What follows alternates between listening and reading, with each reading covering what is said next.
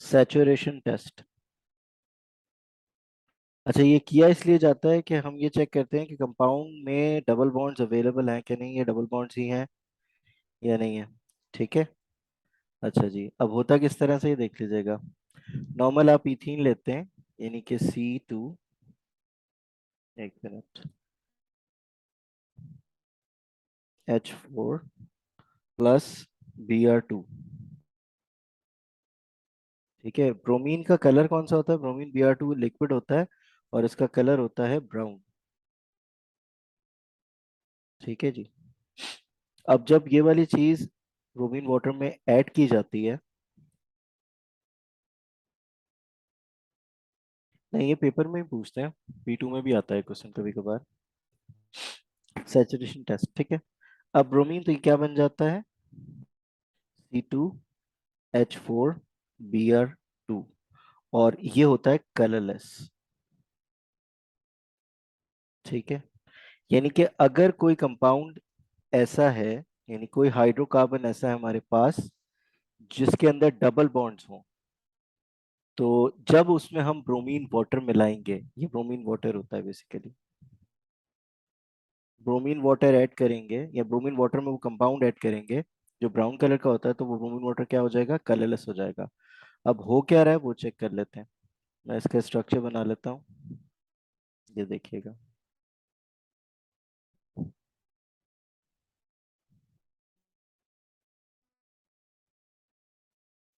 Plus ये B are आ रहा है। अब ये बी आर आएगा, इस गेट को नॉक करेगा और ये गेट क्या होगा? खुल जाएगा, और एक नया कंपाउंड हमारे पास आ जाएगा जिसमें Br अटैच हो जाएंगे दोनों। ये देखिए H लग गए,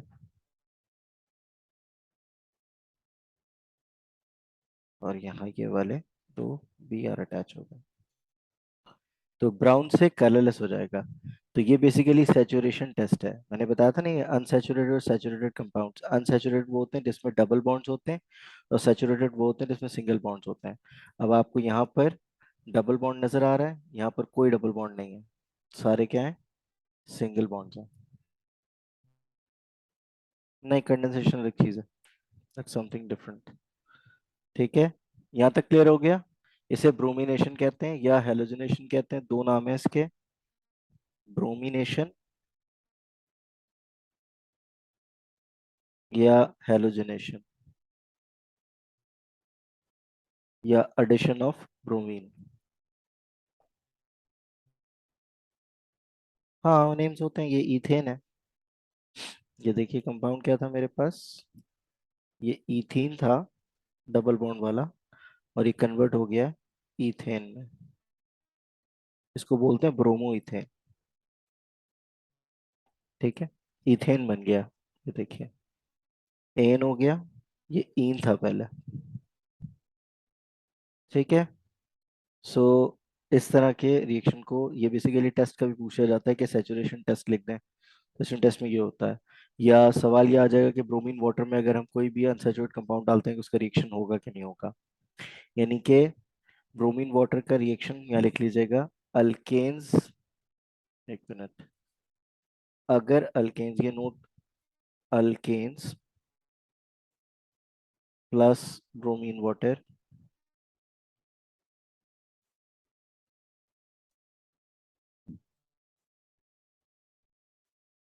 तो नो रिएक्शन होगा।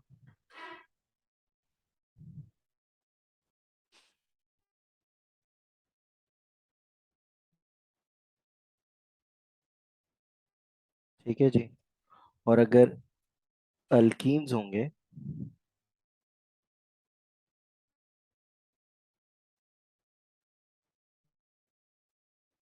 तो इसका होता है ब्राउन टू, कलर चेंज हो जाएगा, ब्राउन टू कलरलेस। ठीक है, ये दो पॉइंट हो गए। अच्छा, अब इस चैप्टर के अंदर आखिर में एक चीज है, एडिशन पॉलीमराइजेशन, या मैं बेसिकली फिजिकल प्रॉपर्टीज और एक स्टीम से भी रिएक्शन कराऊंगा जिसमें अल्कोहल बनेगा। ये तीसरी चीज कर ली हमने, ये थर्ड चीज थी। इसका फोर्थ रिएक्शन देख लीजिएगा, ये थर्ड है, और फोर्थ रिएक्शन कौन सा है वो भी चेक कर लीजिएगा।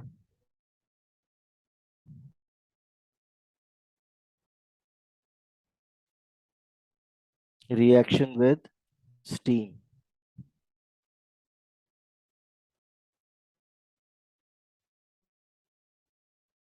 बेटा रिकॉर्डिंग चल रही है, और रिकॉर्डिंग में आप स्क्रॉल करके रोक रोक के डिफरेंट चीजें देख सकते हैं। मैं बार बार आपको ये बात करता हूँ, और इसका पीडीएफ भी मिल जाएगा। तो इस तरह के बीच में रुकूंगा ना तो फिर क्लास आगे पीछे होती है। मैं माफी चाहता हूँ इश्मा। अच्छा जी, अल्कीन्स मैंने ले लिए C2H4 प्लस स्टीम।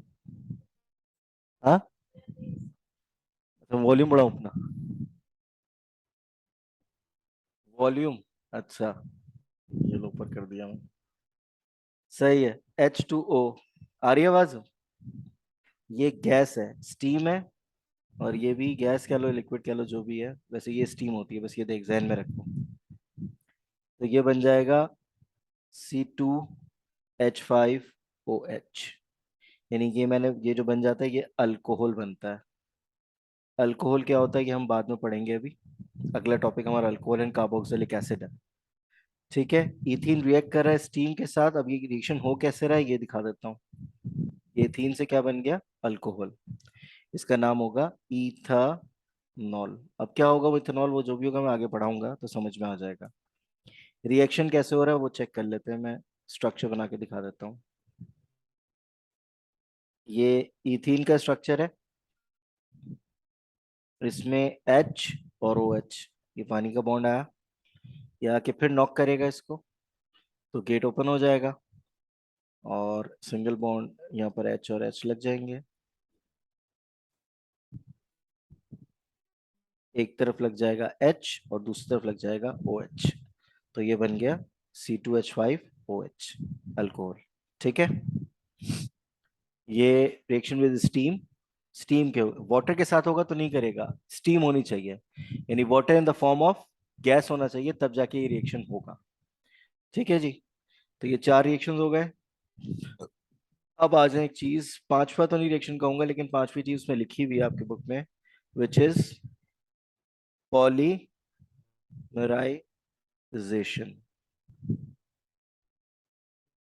पॉलीमराइजेशन क्या होती है?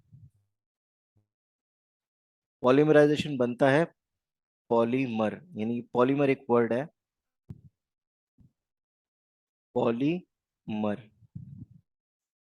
अच्छा, इसको अगर मैं ब्रेक करूंगा तो ये मोनोमर, यानी एक यूनिट होगा तो उसे मोनोमर कहेंगे। पॉली मतलब मैनी, मैनी यूनिट्स मिलेंगे। पॉली मतलब मैनी होता है, और मर मतलब मोनोमर। ठीक है। अब होता क्या ऐसे ये देख लेते हैं। C2H4, ये स्ट्रक्चर इसका इस तरह होता है।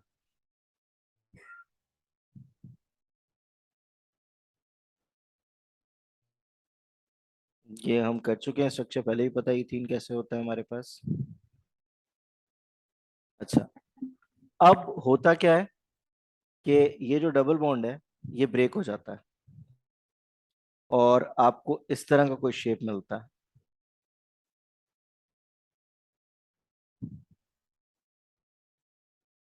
ये दो एच यहाँ आ जाते हैं, दो एच नीचे की तरफ आ जाएंगे, और जो ये वाला बॉन्ड है ये क्या होगा, एक इस तरफ और एक इस तरफ आ जाएगा। ये एक यूनिट बन गया। ठीक है। और ये यूनिट कहलाता है आपका मोनोमर। यानी जैसे बीड्स होती है ना तस्बीह के अंदर, ये एक बीड बन गई। अब ये बीड बहुत सारी एक साथ जुड़ती जाएंगी तो एक चेन बना लेंगी। वो चेन फॉर्मेशन जो है वो कहलाती है क्या? पॉलीमराइजेशन। अब ये किस तरह होंगे ये देख लीजिएगा, मैं डिफरेंट कलर्स के साथ इसको बना के दिखाऊंगा। यूनिट्स यही लगे होंगे।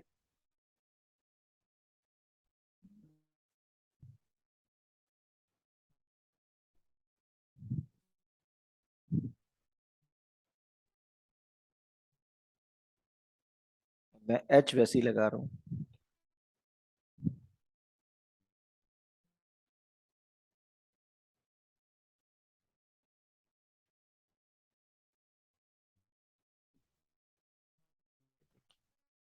ये मैंने चार यूनिट जोड़ के दिखाया आपको। हजारों यूनिट जुड़ जाते हैं एक साथ तो वो पॉलीमर बन जाता है। मोनोमर ये कहलाता है जो सिंगल यूनिट है, ये यूनिट है एक, ये मोनोमर कहलाता है। और बहुत सारी यूनिट एक साथ जुड़ जाएंगे तो वो पॉलीमर कहलाते हैं। और इस प्रोसेस को बोलते हैं पॉलीमराइजेशन। इसको ऐसे लिखते हैं। ये ब्रैकेट लगाया मैंने, यहाँ एन। अब ये देखिए, ये सिंगल सिंगल यूनिट्स बनाए मैंने, डिफरेंट यूनिट्स में हाईलाइट कर रहा हूँ डिफरेंट हाईलाइटर से। ये देखिए, एक यूनिट ये रहा, फिर एक यूनिट ये रहा, और आखिरी यूनिट ये रहा। ऐसे बहुत सारे यूनिट बढ़ते हैं, एन मतलब सो मैनी यूनिट्स, यानी एक से लेके हजारों हो सकते हैं। तो जो आप लोग शॉपर यूज करते हैं, पॉलीथीन बैग बोलते हैं ना, वो पॉलीइथीन यही चीज है, पॉली इथीन। यानी बहुत सारे इथीन एक जगह जुड़ जाते हैं तो वो क्या बनाते हैं, पॉलीथीन। तो पॉलीथीन बैग, जो प्लास्टिक का बैग आप यूज करते हैं, वो बेसिकली यही कंपाउंड होता है। एक लंबी चेन बनी होती है इन यूनिट्स की, ठीक है। इसे बोलते हैं एडिशन पॉलीमराइजेशन। यानी ऐड कर रहा हूं ना मैं यूनिट्स को, तो इसको बोलते हैं एडिशन पॉलीमराइजेशन। ठीक है, ये चीज क्या कहला रही है, एडिशन पॉलीमराइजेशन। एक पॉलीमर, दो यूनिट्स पे पॉलीमर, ठीक है। पॉली मतलब मैनी, मोनोमर मतलब मोनोमर एक यूनिट। और वो, पेन ला दीजिएगा। पेन में यूज नहीं करता, मैं तो यूज करता हूँ, इससे लगा नहीं सकता। आप लाइए ऑफिस से, तो उनसे मांगिए ना। नूर भाई के पास पड़े हुए इतने सारे पेन, कल मैंने देखे थे। ठीक है जी।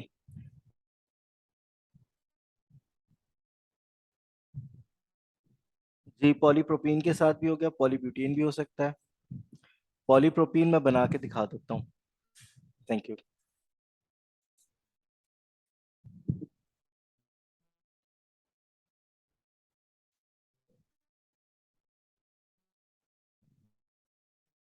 सर, ये इंग्लिश वाली कहाँ खोल दिया आपने?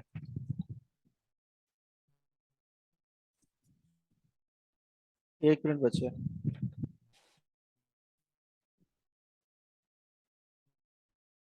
2 मिनट दीजिएगा, मैं जरा। ये प्रोपीन है, और ये वाले जो यहाँ से अगर यूनिट जोड़ दूंगा तो क्या बन जाएगा, पॉली, मैं इसका वो कर देता हूँ, ये बन जाएगा पॉली प्रोपीन।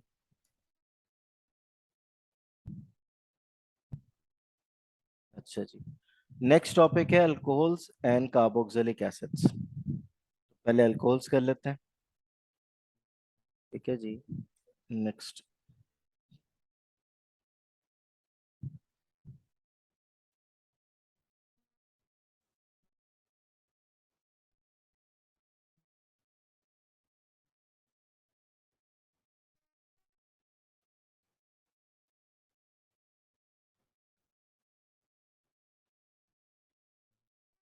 बताता हूँ आइसोमर क्या होता है।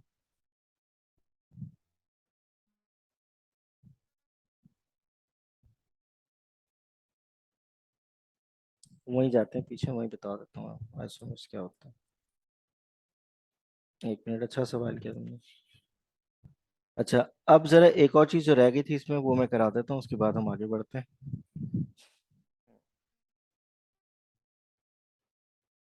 सवाल किया किसी ने,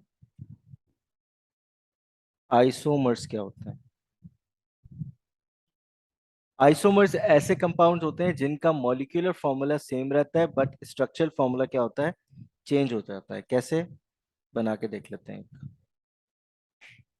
मैं ब्यूटेन की एग्जांपल ले रहा हूँ। मैंने 4 कार्बन वाला एक हाइड्रोकार्बन ले लिया।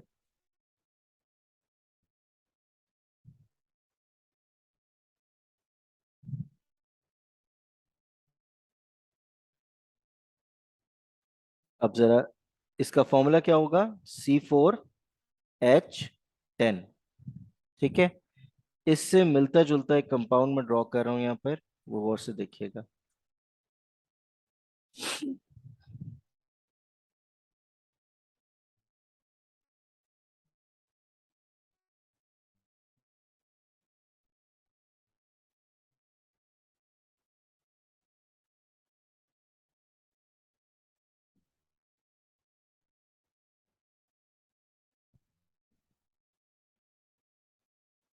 इसका मॉलिक्यूलर फॉर्मूला क्या होगा, इसमें कार्बन कितने हैं, 1 2 3 4 कार्बन है। हाइड्रोजन कितने हैं इनके, कोई बताएगा? इसका फॉर्मूला आ रहा है C4H10। यानी कि ये वाला कंपाउंड और ये वाला कंपाउंड दोनों सेम है लेकिन स्ट्रक्चर डिफरेंट है, तो ये दोनों एक दूसरे के क्या है, आइसोमर्स है। यानी मैंने इस वाले कार्बन को उठा के यहाँ लगा दिया बीच वाले कार्बन पे, तो ये आइसोमर बन गया। आइसोमर बेसिक है, आपके स्ट्रक्चर फॉर्मूला डिफरेंट होता है लेकिन आपका जो मॉलिक्यूलर फॉर्मूला है वो सेम रहता है। इससे ये होता क्यों और ये करते क्यों है, आप लोग मेडिसिन पढ़ेंगे तो जो फार्मासिस्ट या फार्मेसी में जाएंगे उनको ज्यादा अंदाजा होगा इस चीज का। नॉर्मल आप ड्रग्स खाते हैं, दवाएं खाते हैं, तो जो बेसिक कंपाउंड होता है वो सेम रहता है। अब बहुत सी चीजें होती है ना, एंटीबायोटिक्स आपने यूज की होंगी, तो मॉक्सीफ्लॉक्सासिन, लीवोफ्लॉक्स और ये सारी चीजें, लीवोफ्लॉक्सासिन, मॉक्सीफ्लॉक्सासिन, ओफ्लॉक्सासिन, ये तीनों एक ही किस्म की दवाएं हैं। लेकिन इसमें क्या हुआ है, डिफरेंट कार्बन को डिफरेंट जगह पे या डिफरेंट चीजों को डिफरेंट जगह पे लगा के उसका शेप और स्ट्रक्चर चेंज कर दिया। होता क्या है इससे, उसकी फिजिकल प्रॉपर्टीज चेंज हो जाती है, यानी उसकी इफिकेसी चेंज हो जाएगी, उसकी फिजिकल प्रॉपर्टी। ये फिजिकल प्रॉपर्टीज में क्या क्या आता है, मेल्टिंग पॉइंट, बॉइलिंग पॉइंट, और उसकी बॉन्ड एनर्जी और डिफरेंट चीजें ये चेंज हो जाती हैं। ठीक है, तो फिजिकल प्रॉपर्टीज चेंज हो जाएंगी लेकिन केमिकल प्रॉपर्टीज क्या रहती हैं, सेम रहती हैं।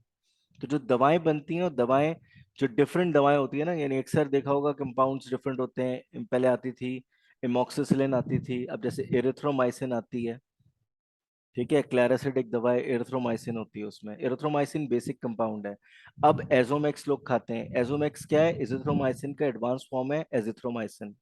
अब वो एजिथ्रोमाइसिन भी कंपाउंड कैसे बनाया होगा उन्होंने, कोई ना कोई स्ट्रक्चर को चेंज कर दिया होगा एरिथ्रोमाइसिन में, तो वो एजिथ्रोमाइसिन बन गया। इसी तरह मैंने क्या किया, इसका नाम मैंने ब्यूटेन रखा, साइंटिस्ट ने रखा, 4 कार्बन वाला ब्यूटेन है, इसे बोलते हैं आइसोब्यूटेन। ये स्ट्रक्चर कभी कभी बनाने को आ जाता है पेपर के अंदर। अब बनता कैसे है, आप भी अपने डिफरेंट तरीके से डिफरेंट कार्बन्स के साथ ही कर सकते हैं और बना सकते हैं। अगर मैं 5 कार्बन वाला एक चेन ले लेता हूँ, जिसे मैं पेंटेन कह रहा हूँ, ये देखिए मैं बना रहा हूँ। अच्छा, एच आगे पीछे नहीं हो सकता, सिर्फ कार्बन आगे पीछे होगा, कार्बन को डिफरेंट जगह पे लगा देंगे तो वो डिफरेंट बन जाएगा। स्ट्रक्चर फॉर्मूला चेक करेंगे हम, उसके बाद इसका मॉलिक्यूलर फॉर्मूला लिखेंगे। मॉलिक्यूलर फॉर्मूला क्या है वो देख लेते हैं। ये C5H12 है, ये इसका मॉलिक्यूलर फॉर्मूला है। इसका मैं आइसोमर बना रहा हूँ। मैंने 4 कार्बन लिखे इस तरह से, एक कार्बन मैंने यहाँ लगा दिया, अब इसको मैं CH3 लिख रहा हूँ।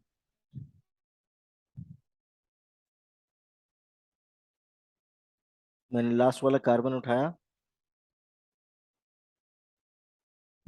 और साइड में लगा दिया, ये बन गया अलग से एक अलग। हालांकि इसका फॉर्मूला भी क्या आ रहा है, मॉलिक्यूलर फॉर्मूला C5H12 भी आ रहा है, लेकिन स्ट्रक्चर क्या है, डिफरेंट है।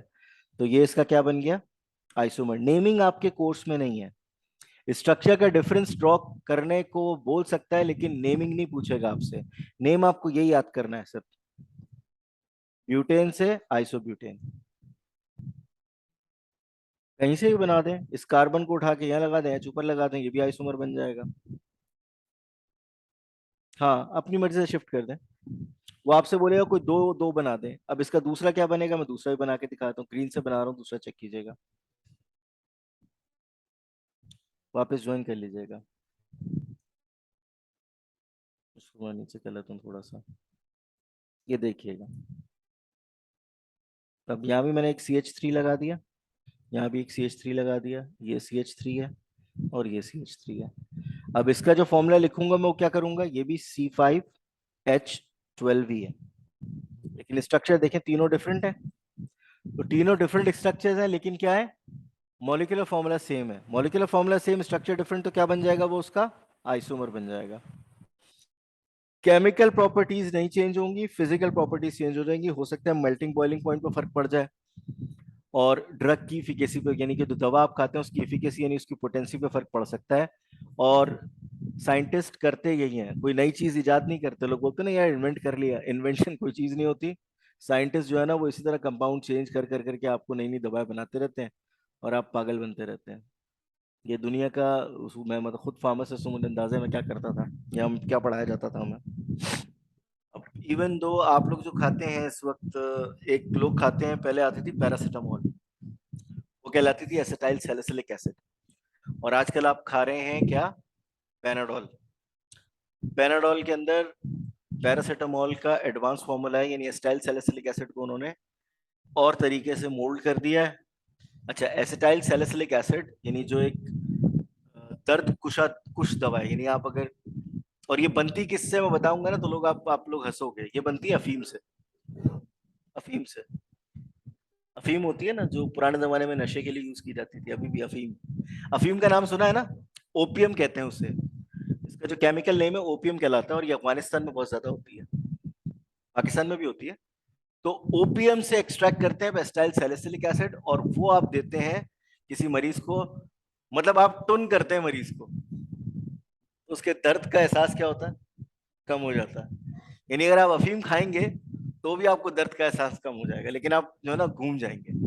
तो वो जो नशे वाला फैक्टर है ना, वो हम इसमें से एक्सट्रैक्ट करके बाहर निकाल लेते हैं, और जो बेसिक कंपाउंड है जो दर्द को या आपके मसल्स को रिलैक्स करता है, वो वाला कंपाउंड आपको दे देते हैं, तो आपको दर्द जो है ना वो कम हो जाता है।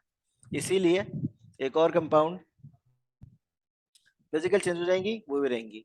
तो एक और ड्रग आती है, अपने वो खाया होगा ना, पॉन्स्टन खाई है किसी ने? पॉन्स्टन लोग खाते हैं दवा अक्सर। और पॉन्स्टन होता ही है कि पॉन्स्टन बहुत से लोगों को सूट नहीं करती। उसमें होता है डाइक्लोफेनिक सोडियम, यानी उसमें आप सोडियम ऐड कर देते हैं। सोडियम ऐड करने से क्या होता है, उसकी पोटेंसी बढ़ जाती है, वो बहुत जल्दी इफेक्ट देती है। लेकिन सोडियम ऐड करने से होता क्या है, जिन लोगों के मैदे कमजोर होते हैं उनको एसिडिटी हो जाती है। इसी वजह से हम पैरासीटामोल, डिस्प्रिन भी लोग नहीं ले पाते, डिस्प्रिन खाने से भी। और ये पहले बता रहा हूँ एक चीज, और ये तो कहते हैं कि डिसिप्लिन बहुत हार्ड होती है। डिस्प्रिन हार्ड नहीं होती बच्चा।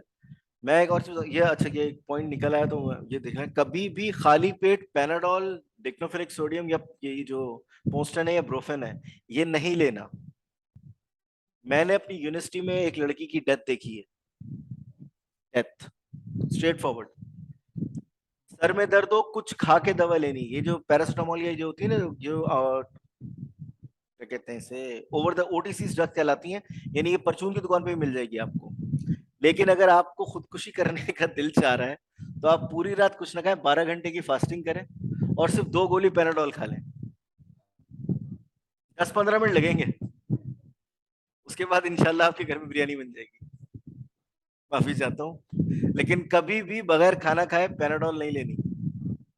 खाली पेट नहीं ली जाती, खाली पेट लेंगे तो वो आपके स्टमक के अंदर धमाके करेगी। और होता क्या है, बेसिकली होता ये है कि आपके स्टमक में एसिड की एसिडिटी बढ़ जाती है, और आपके स्टमक को क्या करता है, वो जख्म कर देता है अंदर। और अगर वो जख्म लीक हो गया तो पूरी बॉडी में फैल जाता है, और पूरी बॉडी को काट देता है। एसिड फैल जाएगा ना पूरी बॉडी में, और आपकी मौत वाकई हो सकती है। सो हमारी मॉर्निंग की खातून लड़की थी, सेकेंड ईयर की स्टूडेंट थी।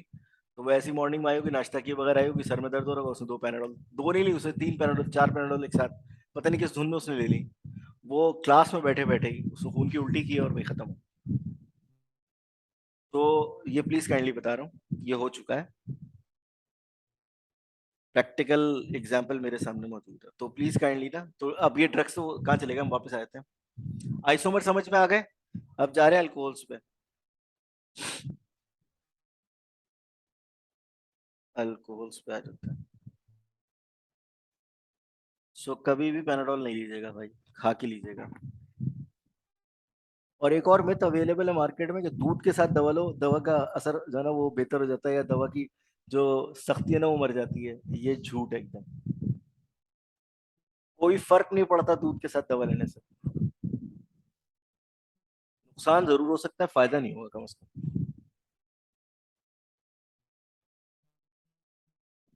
खैर, हम इस वक्त केमिस्ट्री पढ़ रहे हैं, फार्मेसी नहीं पढ़ रहे हैं। अच्छा जी, अल्कोहल का बेसिक फॉर्मूला, नुकसान कैसे है? लैक्टिक एसिड होता है उसके अंदर। दूध में लैक्टोलोज होता है लैक्टिक एसिड की फॉर्म में। और लैक्टिक एसिड जब रिएक्ट करेगा HCl के साथ, तो HCl की पीएच को डिस्टर्ब कर देगा, न्यूट्रलाइज कर देगा, तो आपके स्टमक में एसिडिटी कम हो जाएगी, जिसकी वजह से आपके जो म्यूकस सेल है वो फूल जाएंगे, और स्टमक के अंदर जख्म हो सकते हैं इस वजह से। This is the only reason. ठीक है जी, तो आइंदा ख्याल कीजिएगा।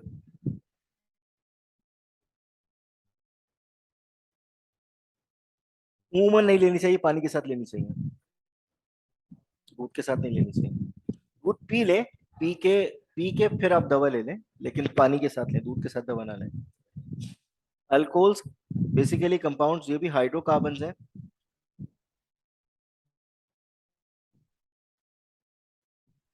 हाइड्रोकार्बन्स ही हैं, लेकिन ये कंपाउंड के अंदर क्या लगा हुआ है, इसमें अटैच हुआ हुआ है OH ग्रुप। अब ये OH ग्रुप होता है हाइड्रोक्सिल ग्रुप, हाइड्रोक्सिल ग्रुप कहलाता है। ये किसी भी कार्बन की चेन में ऐड कर दूंगा तो वो चेन क्या बन जाएगी, अल्कोहल बन जाएगी। अब देख लें इसको किस तरह, इसका जनरलाइज फॉर्मूला भी है CnH2n+1OH, ये इसका जनरलाइज फॉर्मूला है। अच्छा जी, वही वाला फॉर्मूला हम यूज करेंगे, वही जो चीज हम पहले से यूज कर रहे थे, इसी में वैल्यू पुट करते जाएंगे और आंसर्स निकालते जाएंगे। कलर में ले आते हैं।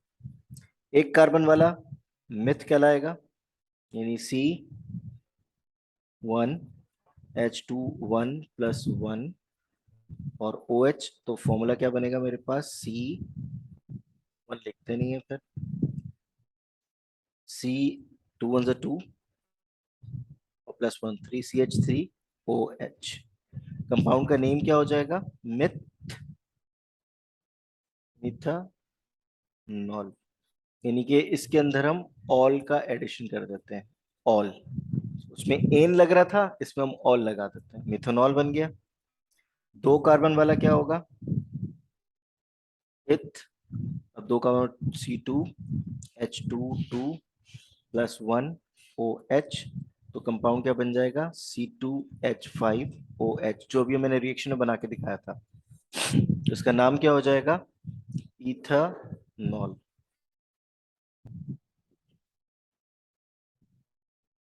अच्छा, अक्सर लोग मुझसे पूछते हैं सर ये शराब है। शराब होती है, ये अल्कोहल ही होता है वो, लेकिन वो डिफरेंट चेन्स का अल्कोहल होता है। ये स्प्रिट होती है बेसिकली। और स्प्रिट, और हमारी क्लास में खवातीन की तादाद ज्यादा है तो वो बेहतर तरीके से बताएंगी हमें। नेल पॉलिश रिमूवर होता है ना, नेल पॉलिश रिमूवर इथेनॉल होता है, स्प्रिट होती है वो, जैसे आप नेल पॉलिश को रिमूव करते हैं, वो अल्कोहल होती है। लेकिन ये बहुत हार्मफुल होती है, अगर कोई वैसे भी मरना चाह रहा है तो वो स्प्रिट पी के भी मर सकता है। मैं खुदकुशी के तरीके बता रहा हूँ, अल्लाह माफ करे। हाँ, मैं मरने के तरीके बता रहा हूँ, सॉरी यार गलती हो गई, माफी चाहता हूँ, लेकिन ये चीजें हैं। तो अगर रिजल्ट अच्छा ना आए तो बहुत सारे तरीके अवेलेबल है हमारे पास, अल्लाह ना करे, रिजल्ट अच्छा ही आएगा इंशाल्लाह। अच्छा जी, प्रॉप, प्रॉप 3 कार्बन वाला है। हाँ, केस कर दो मुझ पे, वैसे ही बहुत चल रहा है आजकल। नहीं भाई, मैं सिर्फ बता रहा हूँ, खाली आप लोगों को बता रहा हूँ, किसी को रोकिएगा। इसमें पॉजिटिव वैल्यू है कि कोई करना चाहे तो उसको रोकिएगा। कोई अगर ऐसी कंडीशन में आपके साथ हो तो उसके एतराफ से ये चीजें हटा लीजिएगा कि भाई ये चीजें होंगी तो ये मर सकता है। तो नेक काम कर रहा हूँ मैं, उसको लोग बोल रहे हैं मैं सुसाइड ट्रिगर कर रहा हूँ, सही है भाई।